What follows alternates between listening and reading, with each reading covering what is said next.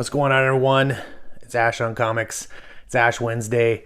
It's kind of a late video, so it may not be Wednesday where you are, but it's Wednesday where I'm at. Check these out. I don't have a burger today, but I got these like cool canvas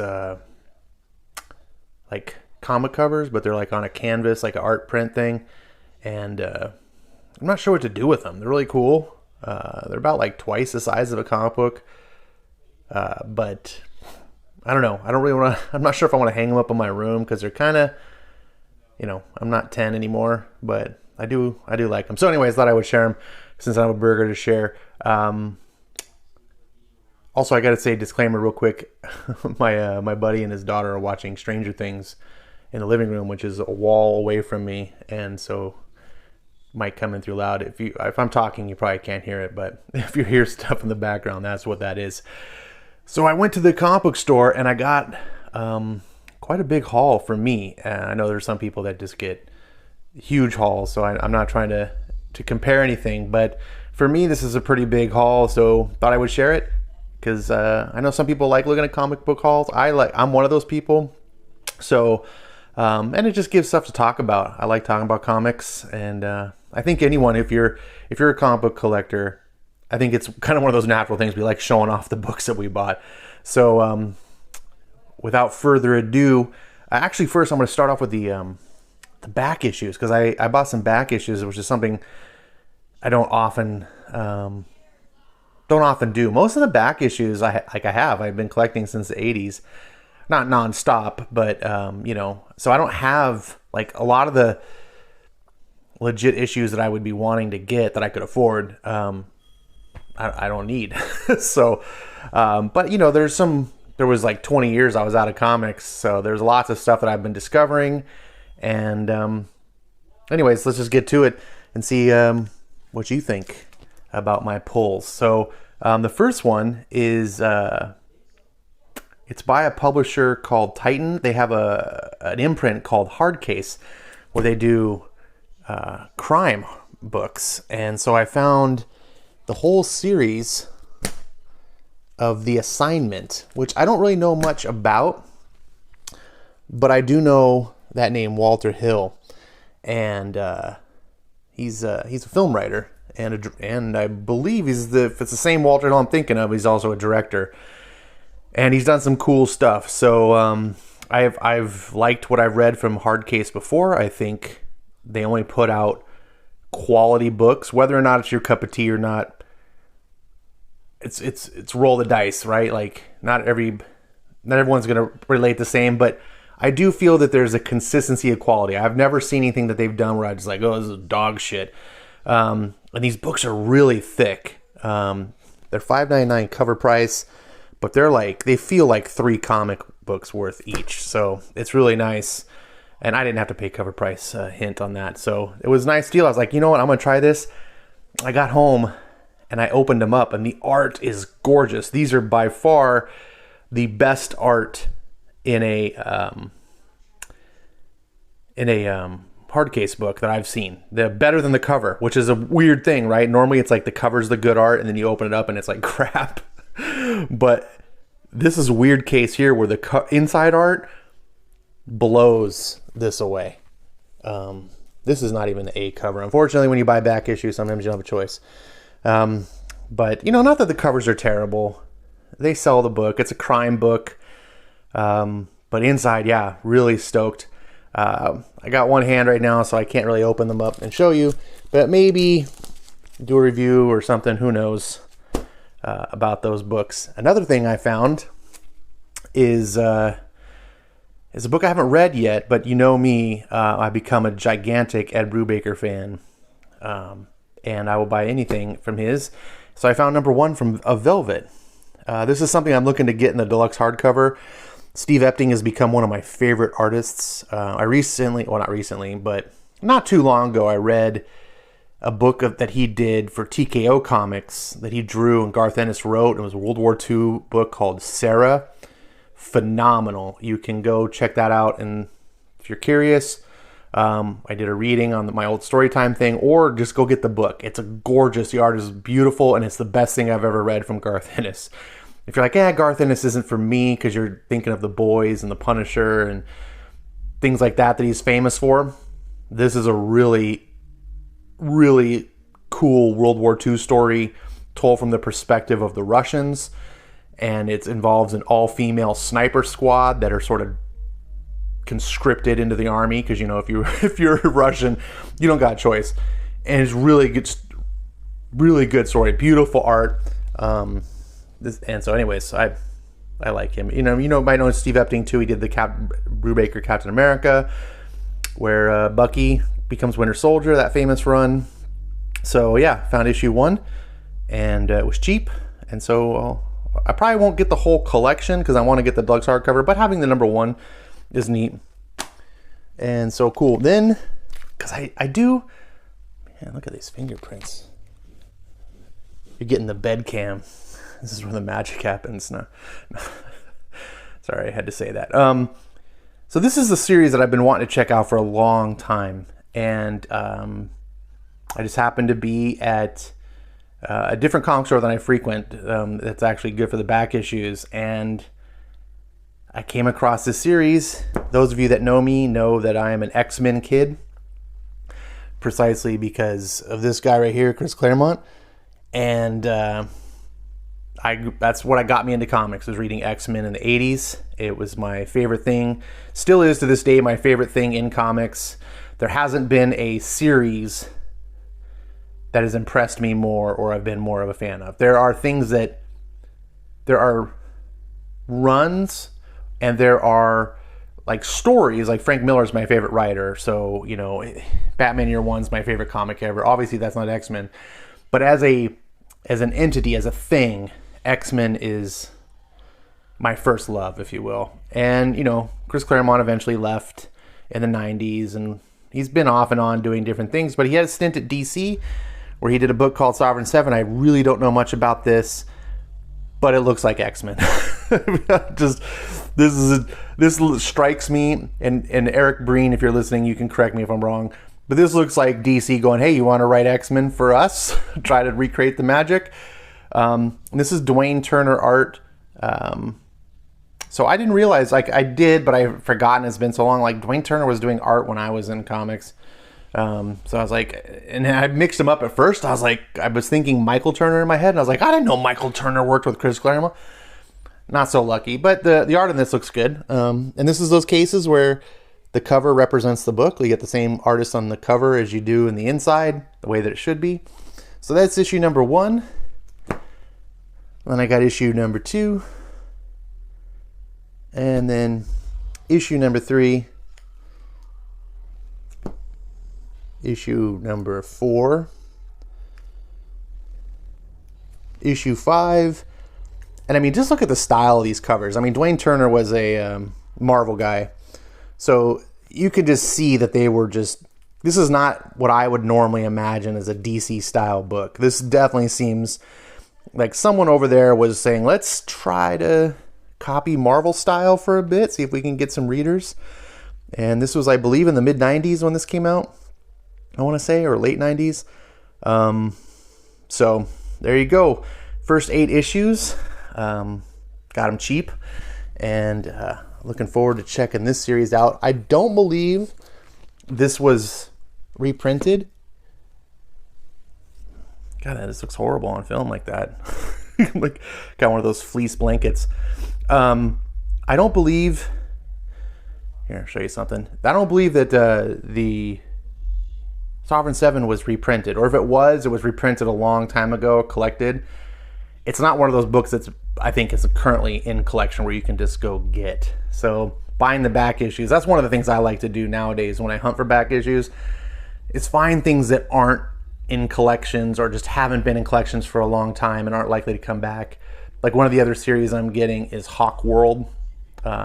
It's so funny because once upon a time, I remember Hawk World, I'm like, really? They made a book called Hawk World that's about a world of Hawkmen. I was just roll my eyes. And I just didn't know better. Now I look at Hawk, I go, this is so freaking cool. How come I wasn't cool? Why didn't I think this was cool before? But as you grow up, you your tastes change, and your viewpoint in life and how things hit you. It's just different, you know? So I always try to be open-minded. I'm a very critical person. I'm a very opinionated person. If you know me, I can be very salty about things, have really spicy takes, really harsh criticisms and stuff like that. But hopefully you also recognize that I will praise things that are good. I'm not one to just be negative about things because I'm looking to be negative, or I'm not trying to be a shill. I'm not like an Uber fan where everything's through rose-colored glasses. I'm just hypercritical. And I always try to be open-minded. And I've been wrong a lot. I mean, Eric Breen, if those of you guys know, you may know, a regular of the channel, he's a big participant in other channels, is always kind of mocking me because I do that a lot. Like, oh, it's another one of those books that Eric, Ash thought was stupid. And, and then he come around. But it's true. I'm just being transparent. I mean, usually people don't try things because they think it's going to be bad, right? I've never had anchovies on pizza because it just sounds like it's terrible.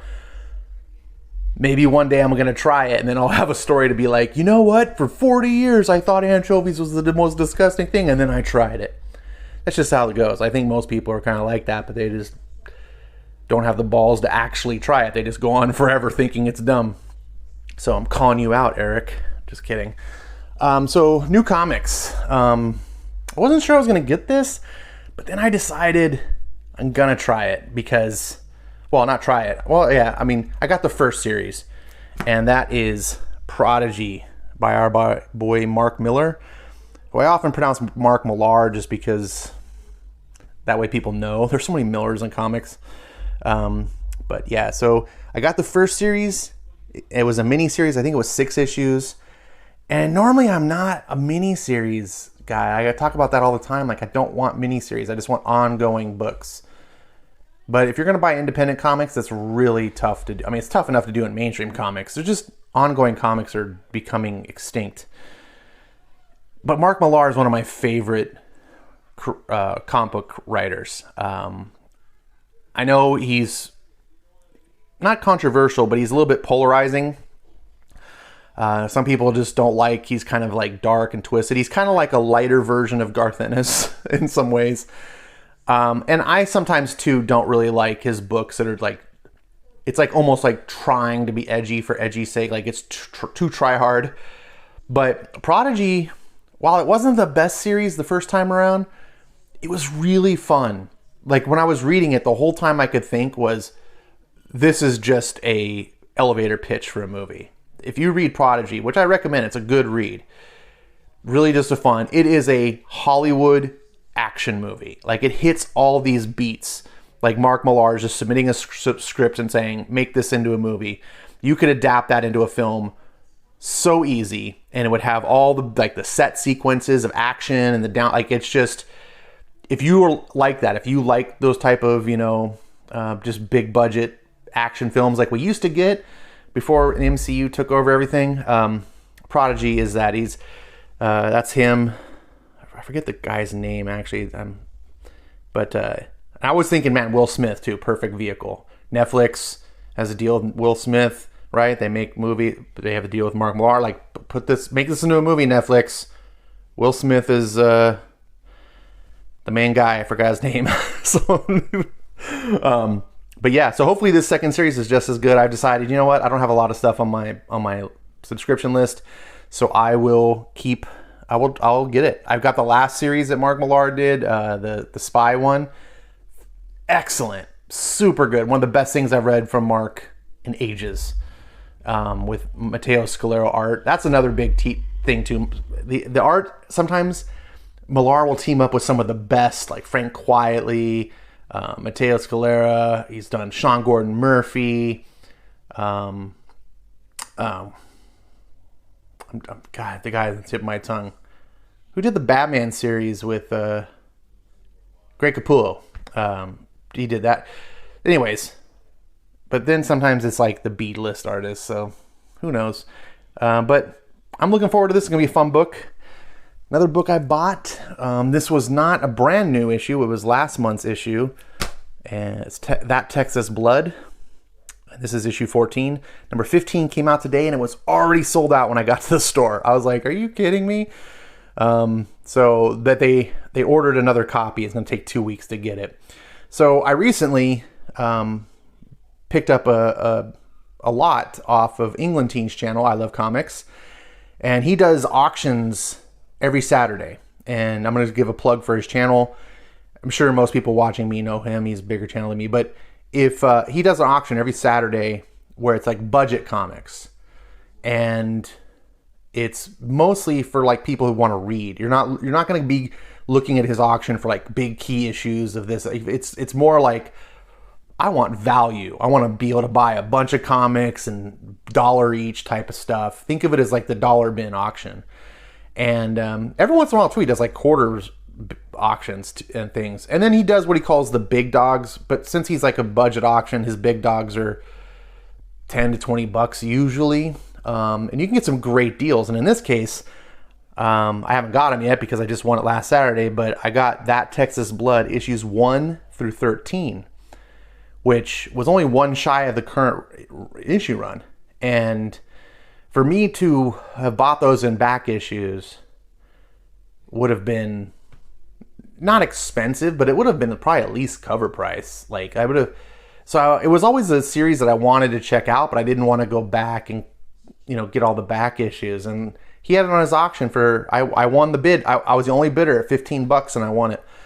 So that's crazy. So I got it and I was like, well, since I got those issues, I'm going to throw it on my pull list, and now I'm all caught up, and I've got a lot of books that have been canceled, so I've got room, and there you go. That Texas Blood. Talked enough about that. Then I got Good Boy, Volume 2. I think on my last video I talked about Good Boy because I had a Good Boy issue on that. I haven't read this Volume 2 thing. This all started as a premise of like taking John Wick and twisting on his face, where it's the dog has his human master killed. Now it's a little bit different because this is a world of anthropomorphic. So like there's humans and then there's anthropomorphic dogs. So it was a cop and his human partner. This is supposed to be a little bit different, kind of not playing so hard on the John Wick parallels. But I'm interested. This is the B cover. Unfortunately, the one they pulled for me for the A cover was damaged, but I really like this B cover art a lot better.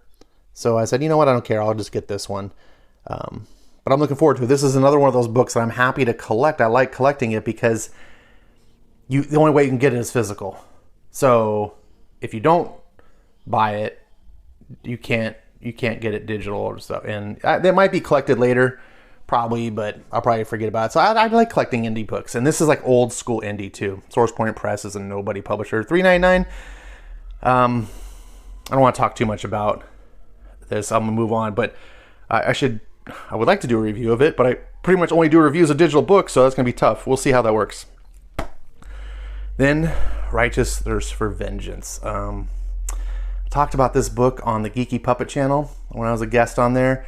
I've been talking about this book for a while. If you're familiar with my channel, this is one of the best comics that I'm buying, period.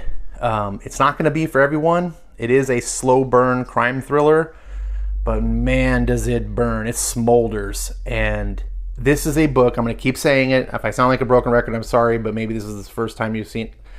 This is a book that you do not want to collect. Like, you don't want to binge read it. If you do end up going, oh, I'm just going to buy the trades, then do yourself a favor and only read like one issue like a week. Don't just burn through the trade. That'll be tough because man, does it leave a cliffhanger every issue.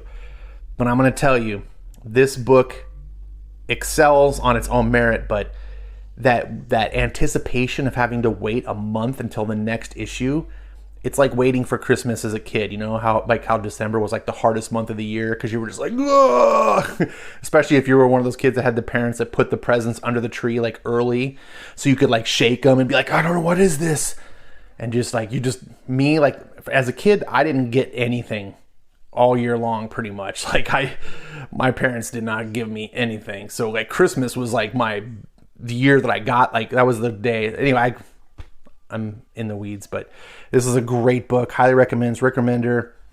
I don't love everything Rick Remender does, but when he's on point, he's on point. And also the art in this book is, stylistically, it's not my favorite style of art, but the sequential storytelling by this guy, Andre Lima Araujo, is one of the best in the business. There's very little dialogue and almost no narration at all in this book, but it's a kind of a book that you need to read at a pace, and you need to pace yourself. You can't just let yourself blast through and be like, oh, here's 2 whole pages with no text, and just go bloop, bloop, bloop. I know it's easy to do that. I'm guilty myself, but you just have to just train yourself and hit each panel like a music note, just beat, beat, beat, put a metronome on if you need to or something, just and it'll be worth it because the artist tells it very cinematically. Another book I got, and a lot of people probably have it on their radar, but is this, and I'm really hoping it's good. It's Starhinge. This is by Liam Sharp, who is most notable for his Green Lantern run that he did with Grant Morrison somewhat recently, like a year or 2 ago. And I really like his pencils. Now he's starting to do more is the painted style art. Not as much my cup of tea. He also did a Killer Croc miniseries, I think last year, that I didn't get because I wasn't big on the painted art. I really like his pencils. But he's really cool on Twitter. I just was interacting, did my normal Ash thing. I make a comment because I'm super opinionated. And I'm so jaded with comic professionals responding, either just blocking me or just being a jerk or ignoring me or whatever. And Liam was just really nice and really gracious and just really friendly. And we just started having a conversation on Twitter. And I was like, this is so weird that I'm having not only, number one, a conversation on Twitter, but that it was with a comics pro. And I was like, I'm already kind of a fan of his work. He's just kind of hey, give my book a chance. He's just out there kind of promoting it. And I'm like, I'm going to give your book a chance. You've earned my $3.99. It's an exercise issue for the first issue. And he didn't upcharge $3.99. And the elevator pitch is that it's Arthurian mythos or Arthurian mythos style, but in space. And I was like, I love Arthurian stuff. So it's got a cool name, cool guy. I'm crossing my fingers. I can't really cross this. That's pathetic. That I hope that it's good. I will let you know. But if you're interested in this at all, check it out, because this is probably going to be an extremely under-ordered book, and don't want to miss out and then have to, So please support. If you like indie books at all, they really require you to support them. If we don't buy the books, if all of us just say we're going to wait till floppy or till trades, there won't be a trade. These guys, comic book artists, make very little as it is, unless you're one of the top 1%. And I one of the things I love about indies, aside from sometimes they're really excellent, but even when they're not, they're a passion project. This is something he had said he had been working on for 20 years, and just in his head things. And so I'm very curious to check it out. And if any of you guys are getting this, let me know. Come into my Discord and talk about it and share your books as well. Next, this is one of my bad boys. It's Firepower 22. This is one of my favorite series. This is another book, not quite as required to not binge as I was talking about Righteous Earths, but very much enjoying waiting. I'm very much enjoying Firepower sort of constantly being in my in the zeitgeist, I guess, is that the right description. I love talking about it. So this is one of the books that I'm just continuing reading. I never fall behind on it. This is a book that's almost for everybody. It's absolutely like a classic comic style that's appropriate for kids, but it's written well enough that adults aren't going to find it childish. Sam Nee's art is just super consistent, and it's just got a great mythos. And if you like Robert Kirkman, Walking Dead, Invincible, if you just like his style of, he just does lots of characters, and he does the sort of drama with a little bit of slice of life with some action, and just just keeps you invested in his world. Firepower is a lot of fun. I don't really know anyone who dislikes it. I know people who are like not interested, but I haven't talked to anyone who's like, I bought the book and it sucked. Except maybe Almighty Hater, because he's a hater. Still love you, Almighty Jack. Just kidding. Stay hating. Then, and the ugliest cover award goes to Berserker #9. Immediately, all the alternate covers were sold out, so I had to go with the A cover, which I'm not too unhappy about, because I don't really like going... I like keeping all consistent. But man, I hate when they choose the worst cover as the A cover. But Berserker has been fantastic. Well, it had a moment in the middle numbers where it was spinning its wheels, and I was starting to get a little bit frustrated. Never went like bad, it just sort of was like on a treadmill, and you're like, okay, let's move this along. But the last issue really just like opened the can of worms. You're just like, oh, okay, finally, like boom. So I'm really, really excited to see where this goes now. Hopefully it doesn't go through another wheel spinning. But I heard this is only going to be 12 issues. So if that's the case, we should get a wrap up. Let's see. Next, one of my favorite books, the book that was responsible for getting me back into comics.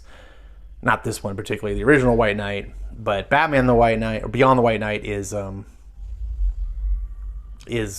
fantastic. Like this is probably the least good of the 3 series now. There's White Knight, Curse of the White Knight, now Beyond the White Knight. But being the lesser of 3 great series is still fine. It's still better than most things, and I love Sean Gordon Murphy's art. Where the story in this one lacks being, it's not quite as compelling. The world building I'm very interested in. I'm starting to feel like the Murphyverse is becoming something. Before it was just a thing like, hey, it's Murphyverse, but now I feel like it's really being fleshed out, and we're going to start getting other books and building on it, and that could turn out to be a good thing. I know Sean's art isn't for everyone. I kind of understand that he's got an interesting style, very angular, very non-traditional comics, but I still love it. And he knows how to draw cars, man. And probably better than any comic artist I've ever known. So bravo to you, Sean, for telling a fun story. You're super exciting. I always love when an artist can write. When you have the writer and the artist are the same person, and they're almost equally good at both. Like your Frank Millers, your John Burns, your Walt Simonsons. That's a rare thing, but it enables them to do things that no other writers can do. And Sean is very exciting in that fashion. It's the only book that I get 2 covers for.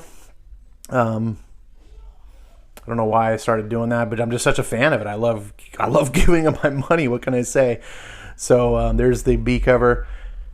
And then finally, the Coup De Gras. I did not expect this. This was sitting on the shelf. I did not even know this came out, because it rarely comes out. In fact, I didn't think this was even coming out in comics anymore. I thought they went completely like online order only. But it's Black Hops. I think this is called Hopageddon. Sorry, I got the thing all messed up. Let's give that the love it deserves. I believe this is called Hopageddon. It's the newest one. It was $7. I was like, ugh. But when you get small print indies, you're gonna pay more, because that's the case. The book's also super thick. I don't know how many pages, but it feels like a 60 pager, 64 pages. So you're getting quite a bit. The coloring that they're doing is just eye-popping. I don't know if the camera's catching it well enough, but I've bought all the Black Hops stuff thus far. I have not read any of the Kamen Rider, because I've never seen Kamen Rider. Kamen Rider. That's Common America, Kamen Rider.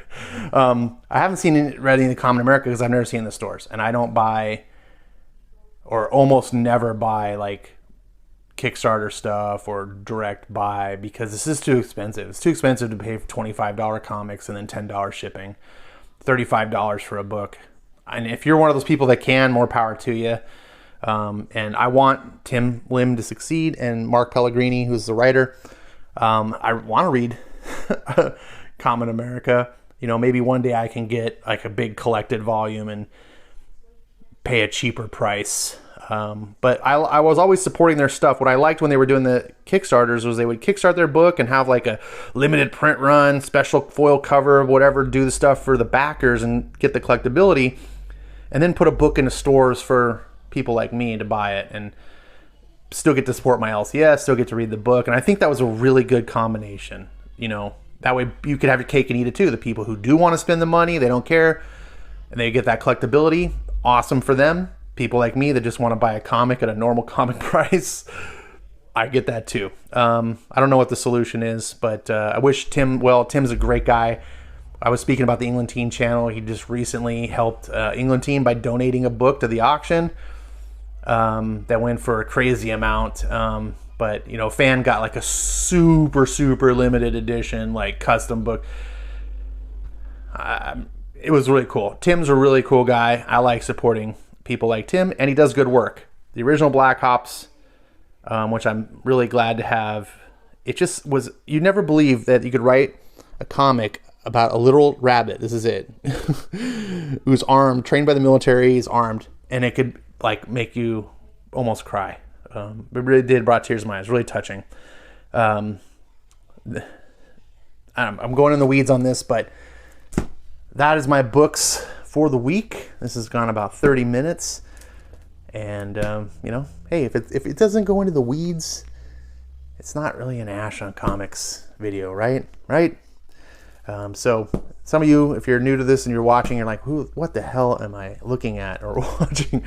You're watching some fool talk about comics on his bed. But I don't really have anything to talk about. I used to do a lot of like topical stuff when I would do this. But the only thing that's on my mind right now is political stuff, and I'm not going to go on that. So this was a huge haul, and when I factor in, so this was like, I think it was like $40-something after my discount. Then the back issues really were cheap. That was like $12. And then also off England Teen, I paid $15 for those. So overall, pretty big week. Normally I'm getting a couple comics a week, but yeah, so it's exciting. Hopefully you're getting good comics. Hopefully, you know, whatever you're getting, plug them down below in the where somewhere down there. Plug it. Tell people what the best books are, what you're enjoying.